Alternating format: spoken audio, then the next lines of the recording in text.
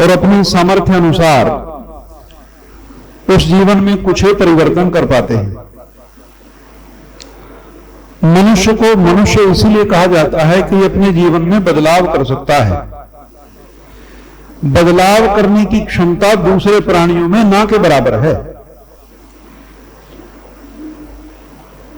बंदर है, भालू है, गाय है, बकरी है, ये अपने स्वभाव और व्यवहार में परिवर्तन नहीं ला पाते। गाय का स्वभाव बकरी जैसा नहीं हो सकता कभी भी, और बकरी का गाय जैसा नहीं हो सकता। वहां परिवर्तन की संभावना नहीं है।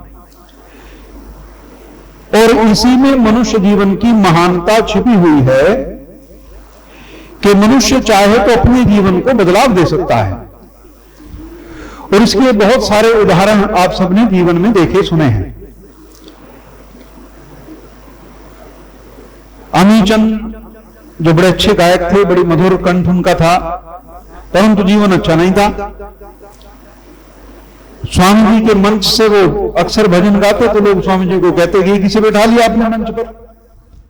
इतने बड़े महान व्यक्ति के मुख से जब ये सुने आदमी कि तू हीरा है, परंतु कीचड़ में पड़ा है, तो वो शब्द यदि कोई और व्यक्ति कहता कोई, इतने असरदार नहीं होते। ये ध्यान रखना। यही लाइन यदि कोई और व्यक्ति बोलता इतनी प्रभावी ना होती। जब ये लाइन ऋषि दयानंद सरस्वती ने बोली तो कहीं ज्यादा प्रभाव हो गया। उसका कारण यह था कि उस लाइन के अंदर स्वामी जी की तपस्या, उनकी शक्ति, उनकी ताकत थी। उनकी जीवन का जो सत्व है वो उस लाइन में था। और वो जैसे वो लाइन जो है ना अमीचंद के सीधे हृदय में उतर गई, सीधे हृदय में उतरी, तो उसी दिन संकल्प उठा के अब ये जीवन नहीं जिया जाएगा। जब इतना बड़ा आदमी कहता है कि तुम हीरे हो, इतना बड़ा व्यक्ति, धरती के समय के सबसे बड़े महात्मा, इस धरा पर उस समय के सबसे बड़े महात्मा व्यक्ति कह रहे हैं कि अमीचंद तो हीरा है, तो मन में लगा कि हो अब मुझे हीरा ही बनना है। बस जब इन्होंने कह दिया ना हीरा, तो वाकई हीरा हूंगा मैं। उनको विश्वास हो गया और अपने जीवन में एकदम बदलाव ला दिया। सारे दोषों को छोड़ दिया, सारी कमियों को दूर करने के लिए कृत संकल्प हो गए, अपनी सारी शक्ति को एकत्रित किया। मनुष्य में शक्ति तो स्वयं सदा ही होती है, लेकिन उस शक्ति को कोई उद्वेलित करने वाला, कोई प्रेरित करने वाला नहीं होता है। और इसके कारण से बहुधा बहुत सारे मनुष्यों के जीवन में परिवर्तन की घटना संभव नहीं हो पाती है।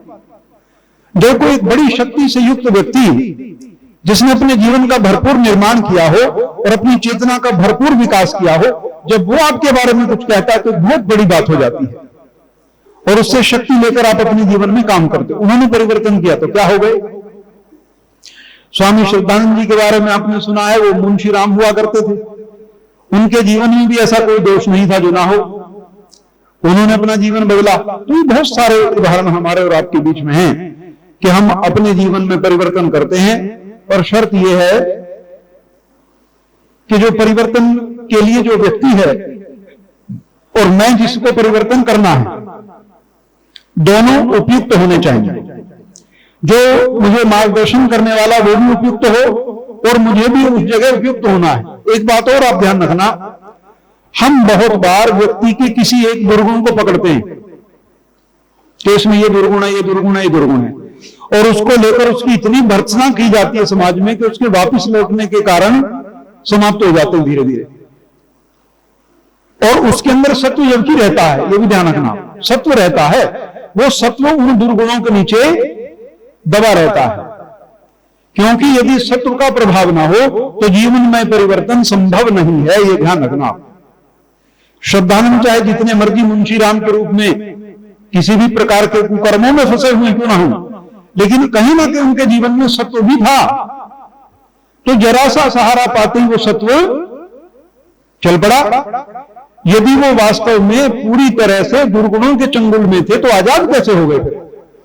इसका मतलब है दुर्गुणों के साथ साथ कोई शक्ति और अंदर जोर मार रही थी जो समय पर निकलने को, उभरने को तैयार थी। उसको समय की मांग थी, एक समय आए तो वो काम करे, और वो समय आ गया। जब वो रिश्तेदार के संपर्क में आए, प्रश्न उत्तर हुए, सारी बात हुई और उस शक्ति को मानो अवसर मिल गया बाहर आने का। क्यों? तो कई बार ऐसा होता है कि जैसे शकुनी ने दुर्योधन के मन में धीरे धीरे धीरे रोपित करके उसके पूरे चरित्र को ही बदल के रख दिया। मैंने कहा था ना, परिवर्तन ही जीवन है। आरंभ हुआ था अपने प्रवचन का किस विषय से? परिवर्तन नियम है। तो शकुनी ने अच्छे भले बालक को, दुर्योधन बुरा नहीं था, ध्यान रखना, उसका नाम देखो दुर्योधन। दुर माने बुरी तरह से, योधन माने लड़ने वाला, जो जल्दी से सरेंडर समर्पण ना करे, बुरी तरह दुर्धर्ष युद्ध करने वाला, बुरी तरह से युद्ध करने वाला। ऐसा व्यक्ति जो दुर्धर्ष है, जो किसी परिस्थिति के सामने घुटने टेकना जानता ही नहीं, उसको क्या बना दिया शकुनी ने? रोज उसके दिमाग में विचारधारा में परिवर्तन करके क्या बना दिया?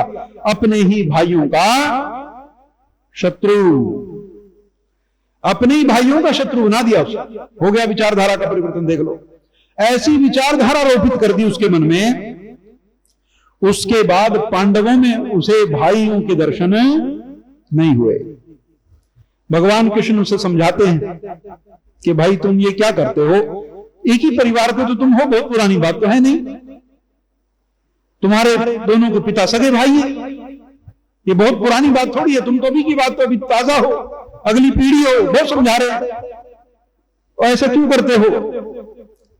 तो दुर्योधन कहता है, वासुदेव जानामि धर्मा न च मे प्रवृत्ति। क्या कहता है? जानामि धर्मा, मैं धर्म को जानता हूं। जहां ये पांडव पढ़े हैं ना, वहीं मैं पढ़ा हूं। जिन गुरुओं ने इनको सिखाया है, उन्हीं गुरुओं से मैंने सीखा है। मैं धर्म जानता तो हूं, ना च मे प्रवृत्ति, पर मेरा मन नहीं है, अगर मेरा मन नहीं लगता उस काम में। तो ये कौन सी ताकत है जो मन नहीं लगने देती धर्म में? ये जो शकुनी ने जो विचार उसके दिमाग में डाले ना, ऐसा दिमाग बना दिया कि धर्म को जानते हुए भी उसका पालन नहीं कर पाया। अब अपने पर से हिसाब लगाओ, देखो हम सब क्या नहीं जानते। बोलो क्या नहीं जानते? बोलो क्या नहीं जानते? एक मनुष्य, साधारण से साधारण मनुष्य, सब कुछ जानता है। क्या करता है? सब कुछ। भाई से प्यार करना चाहिए कि नफरत? बोलो। सब कहेंगे। कोई उत्पन्न हुआ कोई आदमी नहीं कह सकता कि अपने भाई से प्यार नफरत करें। सब कहेंगे प्यार ही करना चाहिए। मां बाप का आदर करना चाहिए कि नहीं? सारे कहेंगे करना चाहिए। भगवान की भक्ति करनी चाहिए कि नहीं? सब कहेंगे करनी चाहिए। चोरी करनी चाहिए कि नहीं? नहीं करनी चाहिए। सब कहेंगे नहीं करनी चाहिए। सत्य बोलना चाहिए कि नहीं? सब कहेंगे भाई सत्य की बड़ी महिमा है, सत्य बोलना चाहिए। न्याय करना चाहिए कि अन्याय करना चाहिए? अपने जीवन की, शरीर की रक्षा करनी चाहिए कि इसे बर्बाद करना चाहिए? शराबी से शराबी व्यक्ति भी क्या कहेगा? अपने बच्चे को क्या कहेगा? शराब मत पीना। बीड़ी से बीड़ी जो उसकी रोज नहीं बुझती, 1-2 बंडल रोज पी जाता है, वो ये कभी नहीं चाहेगा कि उसके बच्चे ये करें। आप समझ लो इस बात को। जानता हर मनुष्य हर कुछ है। कोई ऐसी बात है नहीं जो ना जानता हो, लेकिन कोई ऐसी ताकत है जो ये सब करने उसको देती नहीं। जैसे दुर्योधन धर्म जानता था, और एक ताकत थी जो उसे धर्म से दूर किए हुए थी। साक्षात भगवान कृष्ण कह रहे हैं उसको। कौन कह रहे हैं? जैसे उस समय में ऋषि दयानंद इस धरती पे सर्वाधिक तपस्वी, सर्वाधिक योग्य और ऋषि कोटि के व्यक्ति थे अपने समय में, इसी प्रकार महाभारत के काल में इस धरती पर श्री कृष्ण से ज्यादा बलवान, नीतिवान, धर्मवान, ज्ञानवान इस धरती पर कोई भी नहीं था। मुंशी राम पर ऋषि दयानंद के वचन काम कर रहे हैं। अमीचंद के ऊपर ऋषि दयानंद के वचन काम कर रहे हैं, पर दुर्योधन के ऊपर श्री कृष्ण के वचन काम। अब बताओ आप। और श्री कृष्ण की शक्ति तो ऋषि दयानंद से अधिक थी। कितनी थी? अधिक। ये ध्यान रखना आप। वो ऐसे युग में पैदा हुए थे, बड़े अलग युग में, और उससे उनसे ज्यादा विद्वान, उनसे ज्यादा नीतिवान, सब जानने वाले। ऋषि ध्यान ने तो भगवान कृष्ण की अपने सत्यार्थ प्रकाश में क्या की है? प्रशंसा की है। क्या लिखा है कि उन्होंने जीवन से लेकर मरण पर्यंत कोई भी पाप कर्म नहीं किया। ऐसा तो किसी के बारे में उन्होंने नहीं कहा। अब आप समझो, इतने बढ़िया व्यक्ति के वचनों का दुर्योधन पर असर नहीं हो रहा है। इसका मतलब है उसके अंदर जो पकना था वो पक चुका है। क्या हो गया? वो पक गया। क्यों पक गया? क्योंकि शकुनी का संपर्क लगातार है।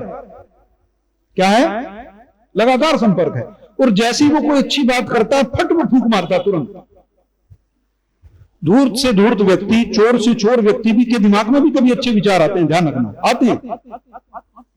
क्रूर से क्रूर व्यक्ति भी कभी सत्वगुण के प्रबल होने के कारण दयालु हो जाता है। लेकिन उस समय जब उसके अंदर दयालुता का गुण है तो उस दयालुता को कोई बढ़ाने वाली शक्ति होनी चाहिए। यहां उल्टा था। दुर्योधन के अंदर जैसे सत्वगुण बढ़ने लगता, वो दूसरी तरफ तुरंत शकुनी वहीं रहता था साथ। वो तुरंत उस सत्वगुण को क्या करता? दबा देता। ऐसा करने से उसकी एक विचारधारा बन गई। क्या बन गई? और जब विचारधारा बन गई फिर बड़ी मुश्किल है इसको बदलना। फिर देर लगती है, फिर समय लगता है, फिर तो किसी बड़ी चोट की जरूरत पड़ती है। क्या पड़ती है? भाई आपने लेंटर डाला और कच्चे कच्चे में भी पका नहीं था, पता चला कि यहां गलती हो गई, तो फटाफट वहां से बजरी हटाओ और अपना से ठीक कर लो, कोई दिक्कत नहीं। जब लेंटर पक गया, परिवर्तन तो तब भी हो सकते हैं, लेकिन पकने के बाद होने वाले परिवर्तनों में बड़ी मेहनत करनी पड़ती है। क्या होता है? फिर मेहनत करनी पड़ती। परिवर्तन तब भी होते हैं, लेकिन तोड़ फोड़ बहुत ज्यादा करनी पड़ती है। तो परिवर्तन जो जीवन में कभी हो जाते हैं, लेकिन जो बाद में होने वाले परिवर्तन है उनके लिए मनुष्य को बड़ा प्रयत्न करना पड़ता है। बड़ा प्रयत्न करना पड़ता है। वैसा प्रयत्न करने का सामर्थ्य हर किसी मनुष्य में होता नहीं। वैसा सामर्थ्य हर किसी का नहीं है।